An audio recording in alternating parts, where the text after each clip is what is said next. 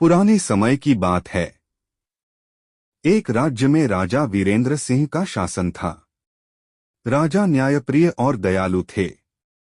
उनके राज्य में सुख शांति थी, लेकिन कुछ समय से एक चोर ने पूरे राज्य में आतंक मचा रखा था। वह चोर इतना चालाक था कि राजा के सैनिक भी उसे पकड़ने में असफल हो रहे थे।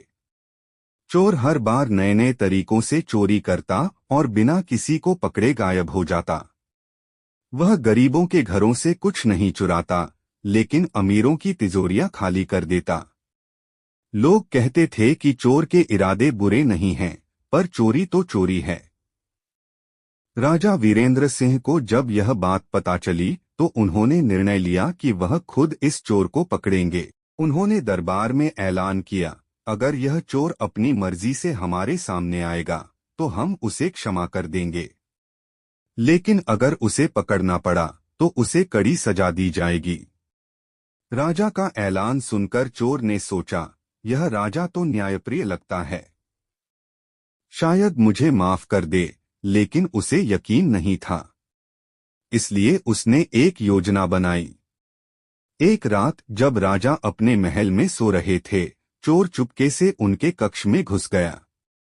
राजा को जगा देखकर चोर बोला, महाराज, मैं ही वह चोर हूं जिसे आप पकड़ना चाहते हैं।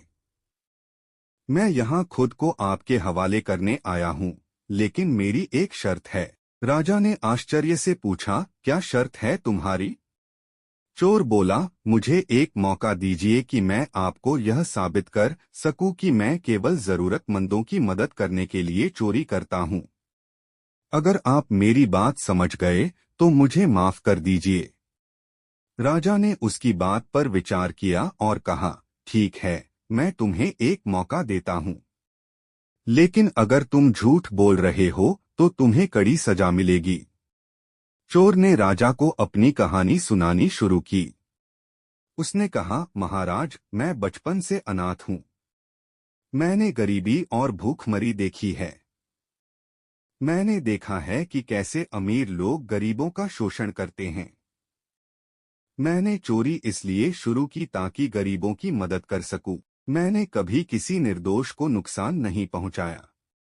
राजा ने उसकी बात ध्यान से सुनी और फिर पूछा, तुम यह कैसे साबित करोगे कि तुमने चोरी का धन केवल गरीबों की भलाई के लिए इस्तेमाल किया है? चोर ने राजा से कहा, महाराज, अगर आप मेरे साथ चलें तो मैं आपको वह सब दिखा सकता हूँ। राजा ने अपने भेष बदलकर साधारण कपड़े पहने और चोर के साथ गांव में गए। चोर ने राजा को दिखाया कि उसने कैसे गरीब बच्चों के लिए एक स्कूल बनवाया है, जहां उन्हें मुफ्त में शिक्षा दी जाती है। उसने एक अनाथालय भी बनवाया था, जहां अनाथ बच्चों को खाना और रहने की जगह मिलती थी। राजा यह सब देखकर बहुत प्रभावित हुए। उन्होंने चोर से पूछा, तुम्हारा काम अच्छा है, लेकिन चोरी करना गलत है। क्या तुम इसे बंद कर सकते हो और कोई ईमानदार तरीका अपनाने का वादा करोगे? चोर ने सिर झुकाकर कहा, महाराज, अगर आप मुझे एक मौका दें और मेरे अच्छे कामों को जारी रखने में मदद करें तो मैं कभी चोरी नहीं करूंगा।